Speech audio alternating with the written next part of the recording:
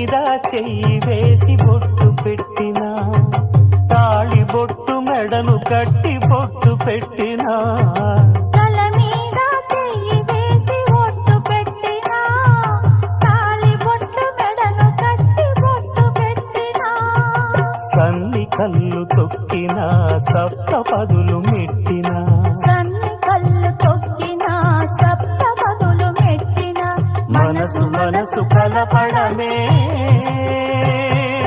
మంత్రం పరమార్థం. శ్రీరస్తు శుభమస్తు, శ్రీరస్తు శుభమస్తు. శ్రీకారం చుట్టుకుంది పెళ్లి పుస్తకం, ఇక ఆకారం దాచుతుంది